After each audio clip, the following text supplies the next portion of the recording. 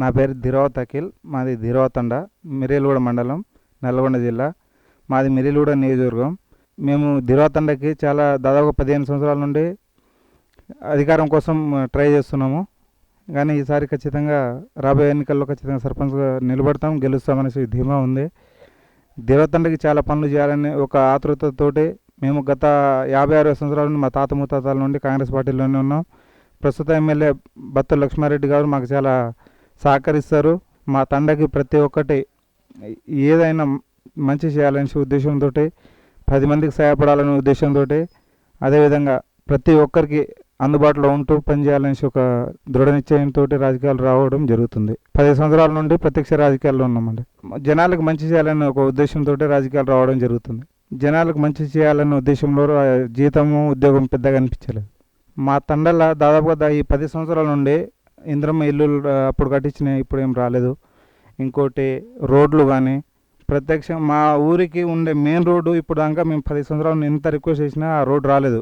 ఆ రోడ్డు కోసం ఇంకోటి మా పొలాలకు పోయి ఇక్కడ నుండి డైరెక్ట్ లావతండ పోయే రోడ్డు కానీ, డ్రైనేజ్ కానీ, ఇంకా మాకు వాటర్ ఫెసిలిటీస్ కానీ బాగాలేదు. దానివల్ల ఖచ్చితంగా మా అండర్లో చేయాలనేసి ఒక ఉద్దేశంతో 10 సంవత్సరాలు ఏం కాలేదు. మేము చేస్తామనే నమ్మకంతో వస్తున్నాము, చేస్తాము. ఇంకోటి మాకు రేషన్ కూడా లేదు. ప్రత్యేకంగా రేషన్ కూడా అది డీలర్షిప్ కూడా మా ఊరికి తెచ్చుకుంటాము. ఇప్పుడు ఎమ్మెల్యేతో మాట్లాడి ప్రతి ఒక్కటి నెరవేర్చుకుంటామనేసి భావిస్తున్నాము. ఖచ్చితంగా ఉందండి. మేము ఇక్కడే బతుకుతున్నాము. ఇక్కడే దాదాపుగా ఒక 50 సంవత్సరాల నుండి ఈ ఊరు ఏర్పడినప్పటి నుండి మా తాత ముత్తాతల నుండి నేర్చుకుంటూ వస్తున్నాము. మేము కూడా ప్రత్యక్షంగా కొన్ని నేర్చుకున్నాము, చేయడానికి రెడీగా ఉన్నాము. మా ఊరికి ప్రధానంగా రహదారి అండి. ఈ బ్యాక్ సైడ్ నుండి గట్ల పొంటి ఒక దారి ఉంది, దానికి రాలేకపోతున్నాము. నైట్ అయితే పాములు అవి రోడ్ల మీదకి వస్తాయి, రాలేకపోతున్నాము. ఈ ఇరప్పగూడ నుండి డైరెక్ట్ వచ్చే రహదారి మాకు అది పొలాల నుండి కొంచెం ఆక్రమించారు. అది మేము వాళ్ళతో మాట్లాడి పెద్దల సమక్షంతో ఎమ్మెల్యే గారితో కూర్చోబెట్టి మాట్లాడి అది తీసుకుంటాము ఖచ్చితంగా. ఇంకోటి సీసీ రోడ్లు, ఇంకోటి మా స్కూల్కి ఒక సైడే వాల్ కట్టారండి, ఇంకో సైడ్ లేదు. అవి కానీ ఇంకా స్కూల్ ఆనుకొని గ్రామ పంచాయతీ కట్టారు, అది కూడా మేము మాట్లాడి ఇంకో దగ్గర కట్టించే ప్రయత్నం చేస్తాము. ప్రతి ఒక్క ఇంద్రమ్మ ఇల్లు కానీ ఎవరికైతే అవసరమవుతుందో మా శాయశక్తుల ప్రయత్నించి వారికి ఇప్పించే ప్రయత్నం చేస్తామండి. ఇప్పుడు దాకా యువత అయితే బాగానే ఉందండి, వారి ప్రయత్నం వారు చేస్తున్నారు. బెల్ట్ షాపులు కూడా ఏం లేవు, స్టార్టింగ్లో ఉండే, ఇవి మధ్యలో తీసేసిర్రు. ఇంకోటి డ్రగ్స్ అనేది మా ఊర్లో రాలేదు. వచ్చినా మేము మా పెద్దలందరూ, మా యూత్ సభ్యులు, కమిటీ మెంబర్స్, ఇంకా గ్రామ పెద్దలు, యూత్ అధ్యక్షులు, ప్రెసిడెంట్, వైస్ ప్రెసిడెంట్ మాట్లాడి అవి ఉన్న చిన్న చిన్నవి క్లోజ్ అయిపోయినాయి. ఇప్పుడు దాకా లేదు. గత 8 సంవత్సరాలు 9 సంవత్సరాల బ్యాక్ అది. ప్రజెంట్ అయితే ఏం లేదు. యువత తండా కోసం ఏదో ఒకటి చేయాలనే ఉత్సాహంతో మేము ప్రతి కార్యక్రమం ముందుకు తీసుకుపోతున్నాము. ఇకపై కూడా ముందుకు తీసుకెళ్తాము. 6 గ్యారంటీలు ఖచ్చితంగా కాంగ్రెస్ పార్టీ అమలు చేస్తుందని భావిస్తున్నాము. చేసేటట్టు కూడా మా ప్రయత్నాలు ఉంటాయి, చేపిస్తాము. ఇంకోటి గత 10 సంవత్సరాలు ఒక్క రేషన్ కార్డు రాలేదు. వచ్చిన 10 రోజులకే రేషన్ కార్డు ఇవ్వడం స్టార్ట్ చేసారు. ఏదన్నా మంచి పరిణామమే అని భావిస్తున్నాము. చేస్తుందన్న నమ్మకం అయితే ఖచ్చితంగా ఉంది. కాంగ్రెస్ పార్టీ అంటే నమ్మకం ఉంది ఖచ్చితంగా జనాల్లో. 6 గ్యారంటీలు మహిళలకు ఒకటి అండి, ఇంకోటి చేయూత, ఇంకోటి ఇంద్రమ్మ ఇల్లులు కావచ్చు, మహాలక్ష్మి కావచ్చు, రైతు భరోసా, ఇంద్రమ్మ ఇల్లు, గృహజ్యోతి, చేయూత, 6 గ్యారెంటీలు ఉన్నాయండి. ఇవి అయితే ఖచ్చితంగా ఇంప్లిమెంట్ చేస్తారు. మహాలక్ష్మి కింద ఫ్రీ బస్సు, ఇంకో 2500 500కి సిలిండరు. రైతు భరోసా కింద కౌలు రైతులకి 12,000, ఎకరానికి 15,000 రూపాయలండి. వ్యవసాయ కూలీలకు 12,000 ఇస్తారు.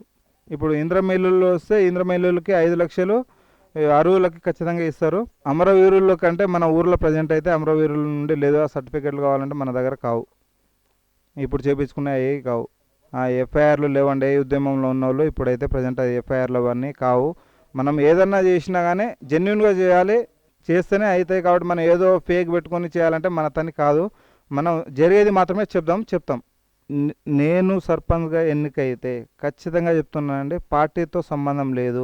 రాజకీయంగా ఎంత కొట్లాడైనా యువతకి ఒక ఉద్యోగానికి కావాల్సిన ఏదైతే ఏర్పాట్లు ఉంటాయో, చదువుకోనికి ఏమైనా ఫెసిలిటీస్ ఉంటుందో అవి కల్పించడానికి నా బాధ్యత కృషి చేస్తా. ఇంకోటి పార్టీ పరంగా వచ్చేసి ప్రతి ఒక్క పనికి ఎంతవరకైనా ఫైట్ చేసి మా తండ్రికి మంచి జరగాలి, మా గ్రామ పంచాయతీ బాగుపడడానికి ఎంత కావాలంటే దానికి శక్తి వంచన లేకుండా కష్టపడతామండి. మేనిఫెస్టో అనేసి ప్రత్యేకంగా ఏం లేదు. డైరెక్ట్ చెప్పాలంటే ప్రతి ఒక్కరికి అందుబాటులో ఉండాలి. ఏ సమస్య వచ్చినా మనం ఇప్పుడు ప్రజెంట్ అయితే రోడ్లు అవి ఉన్నాయి, అవి మనం పార్టీ త్రూనే ప్రభుత్వం త్రూనే తెచ్చుకుంటాము. ఏమున్నా మన జనాలకి సాయం కావాలనేసి వస్తే ఇవ్వడానికి ఏ సాయమైనా ప్రయత్నం చేయడానికి రెడీగా ఉన్నాము. మేనిఫెస్టో అయితే కొత్తగా ఏం లేదు. అప్పుడు అప్పుడు మన పరిస్థితులను బట్టి దాన్ని బట్టి ముందుకెళ్తాము. మాకు ప్రత్యర్థులు అంటూ ఏం లేరండి. లాస్ట్ టైము ఏకగ్రీవంగా ఒక సర్పంచ్కి ఇచ్చాము, దిరాత వెంకటరామ్ అనేసి. ఈసారికి అయితే పెద్దలతోటి మాట్లాడి ఏకగ్రీవానికి ట్రై చేస్తాము. కాదు కూడదు అని వచ్చిన పక్షాన ఎన్నికలకు వెళ్తామండి. ఖచ్చితంగా ఎన్నికలకు వెళ్తాము. మభ్య పెట్టాల్సిన అవసరం లేదండి. మాకు పార్టీ కాంగ్రెస్ పార్టీ మాకు టికెట్ వస్తుంది. ఇంకోటి మేము అంటే మోసం అంటే మాట మా దగ్గర ఉండదండి. ఏదన్నా జెన్యున్గా చెప్తాము, చెప్పింది చేస్తామండి. దానివల్ల నమ్మకం ఉంది, గెలుస్తాము ఖచ్చితంగా భారీ మెజార్టీతోటే. ఆ నమ్మకంతో ముందుకెళ్తున్నాము. గత ప్రభుత్వాలు వచ్చేసి ఎంత మోసం చేసింది, ఒక మాట చెప్తే ఆ మాట మీద స్టాండ్ ఉండదు వాళ్ళకు. ఒకటి చెప్తారు, ఇంకోటి చేస్తారు. ఇప్పుడు చెప్పేసినామా తెల్లారిందా, అట్లా మనం వస్తే అట్లా ఉండదు. ఏదన్నా చెప్పినామనుకోండి అది చేస్తాము. ఆల్రెడీ మా మాట ఉన్న విధానం అది, మేము ఉన్న విధానం అది, అదే ఫాలో అవుతాము. ఈ ఒక్కసారి గత మన 10 సంవత్సరాల నుండి టీఆర్ఎస్ పార్టీలో ఏ విధంగా అనుభవాలు ఉన్నాయో మనకు తెలిసిన విధంగా ఉన్నాయి. ఈ ఒక్క 5 సంవత్సరాలు మనకు ఇవ్వండి అధికారం, మనం ఏంటో చేసి చూపిద్దాము. మనం అంటే నేను ఒక్కనే కాదు, నేను నాటే సుప్రీం. అందరినీ సమక్షంలో అందరినీ కలుపుకొని ఏ పని అయినా సరే మనం అందరం కలిసి కట్టుకొని చేద్దాం. దానికి నాయకత్వం నాకు ఇవ్వాల్సిందిగా కోరుకుంటున్నాను.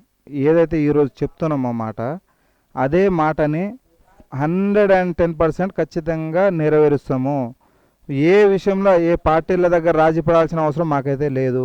ఖచ్చితంగా కొట్లాడతాము, ఖచ్చితంగా పని చేస్తాము. ఈ ఒక్క 5 సంవత్సరాలతో అయిపోయేది కాదు. ఇంకా మాకు రాజకీయ జీవితం కావాలి. ఇంకా రాజకీయ జీవితం ప్రజల నుండి కోరుకుంటున్నాం కాబట్టి పని చేస్తేనే మనకి ఇంకోసారి అవకాశం ఇస్తారు. ఆ ఉద్దేశంతో పని చేస్తూ ముందుకు వెళ్ళిపోతాము. ఏ టైం ఎప్పుడైనా సరే తండ్రి మంచి చేయాలనే ఉద్దేశంతో వస్తాము. తండాలని గ్రామ పంచాయతీ చేసిన మాట వాస్తవమే, అది మంచి పరిణామమే. కానీ ఇందులో ఒక చిన్న లాజిక్ ఉందండి.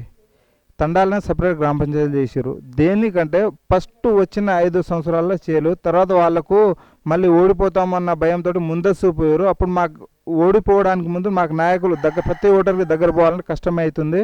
ఫస్ట్ సారి అంటే తెలంగాణ సెంటిమెంట్ తోటి గెలిచినాము, రెండోసారి కష్టమవుతుంది అన్న ఉద్దేశం. ప్రతి ఒక్క నిజాం ప్రభువులు అప్పుడు ఉండే కదా, ఒక్కొక్క దానికి ఒక రాజును ఒక బట్టలను పెట్టి, అదేవిధంగా ఒక గ్రామ పంచాయతీ ఒక సర్పంచ్ ఉండాలి, వాళ్ళు మా గ్రిప్పులో ఉండాలి, మేము వాళ్ళని కంట్రోల్ చేస్తే ఊరు మొత్తం కంట్రోల్ అవుతుంది అన్న ఉద్దేశంతో వాళ్ళు పెట్టారు. సరే, ఎవరు ఏం చేసినా అది మనం మంచి కోరికే అనుకోవాలి. ఇప్పుడు అది మాకు మంచి చేస్తుందని వాళ్ళు దుర్వినియోగం చేసారు. మేము మంచి పద్ధతిగా మాకు కావాల్సింది మేము సాధించుకోవడానికి ఉపయోగపడుతుందని అనుకుంటున్నాం. ఇప్పుడు 10 సంవత్సరాల్లో ఒక్క రేషన్ కార్డు కూడా ఇవ్వలేదు, 7 దాఖలాలు లేదు. 10 రోజులలో 6 గ్యారెంటీలు అమలు చేస్తానికి ఇప్పుడు శ్రీకారం చుట్టింది. 10 సంవత్సరాలు చేసిన పని 10 రోజుల్లో చేస్తానికి ముందుకు వచ్చిండు. ఇది మంచిదే కదా. ఆ విధంగానే ఇంకా 5 సంవత్సరాల్లో మనం ఆ పార్టీ ఏం చేస్తుంది ఏందనేసి క్లియర్ కట్గా జనాల ముందుకుంటుంది, మంచి చేస్తుంది అనేసి హోప్ ఉంది. ఇప్పుడే శ్వేతపత్రాలు ఆల్రెడీ రిలీజ్ అయినాయి. 8 లక్షల కోట్లు అప్పు ఉందని తెలుస్తుంది.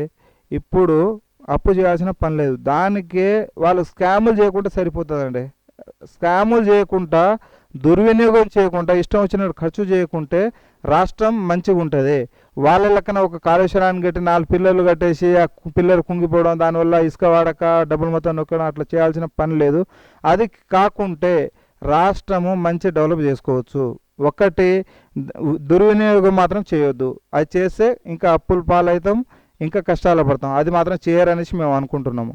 ఒకటి, ఇప్పుడు వాళ్ళు ఏ పథకం తెచ్చినా మనకు డైరెక్ట్ ఆన్లైన్ ఎప్పుడు కాదు కూడా. ఎట్లా అంటే ప్రజాప్రతినిధులను కలిసి మనకు ఒక కార్యదర్శి ఉంటాడు, ఒక ఎంపీడీఓ ఉంటారు, ఒక ఎంఈఓ ఉంటారు. వాళ్ళ త్రూ ఇప్పుడు రేపు ఆన్లైన్ ఇస్తే మనకు ఆన్లైన్ టోకెన్ నెంబర్ ఇస్తామని చెప్పారు. అంత స్పష్టంగా చెప్పినప్పుడు కూడా వాళ్ళు చెప్తారంటే వాళ్ళకు అసలు చదవచ్చు రాదు. లాస్ట్ టైం గవర్నమెంట్లో ఏ మంత్రికి ఏ చదువు వచ్చిందో మనకు అందరికీ తెలిసిందే.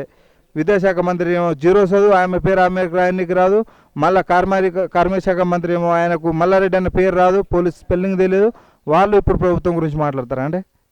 ఉమ్మడి నల్లగొండల 2 మంత్రులు, కోమటిరెడ్డి వెంకటరెడ్డి గారు, ఉత్తమ్ కుమార్ రెడ్డి గారు, చాలా సీనియర్సు, ఒక ప్రజా విధానాల మీద ఒక అవగాహన ఉన్న నేతలు, ఏది పడితే అది మాట్లాడాల్సిన అవసరం లేని నేతలు.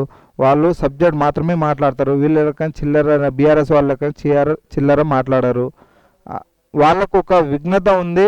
వాళ్ళకు ఒక విజన్ ఉంది, డెవలప్ చేయాలనే ఒక ఇది ఉంది కాబట్టి వాళ్ళు మంచిగా చేస్తారు. మన నల్లగొండకి అభివృద్ధి పదంలో ముందుకు తీసుకెళ్తారండి.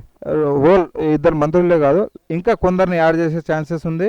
ఇప్పుడున్న 11 మందితో రన్ చేసినా కానీ గవర్నమెంట్ 100% మంచిగా రన్ చేయవచ్చు. దిరోతండ గ్రామ ప్రజలందరికీ తెలియజేయనిది ఏమనగా, దిరోత అఖిల్ అనబడే నేను రేపు రాబోయే సర్పంచ్ ఎన్నికలలో పోటీ చేయబోతున్నాను కాంగ్రెస్ పార్టీ నుండి. ఈ ఒక్కసారి గత 10 సంవత్సరాలు ఏమైనాయో మీరు ఒకసారి మనసులో ఆలోచించుకోండి. ఈ ఒక్క 5 సంవత్సరాలు నాకు ఛాన్స్ ఇవ్వండి. మీ కొడుకుగా, మీ అన్నగా, మీ తమ్మునిగా మీ ఎప్పుడు ఎల్లవెల్లలు అందుబాటులో ఉంటానని, మంచి చేయడానికి ఎప్పుడు కృషి చేస్తానని మనస్ఫూర్తిగా కోరుకుంటున్నాను.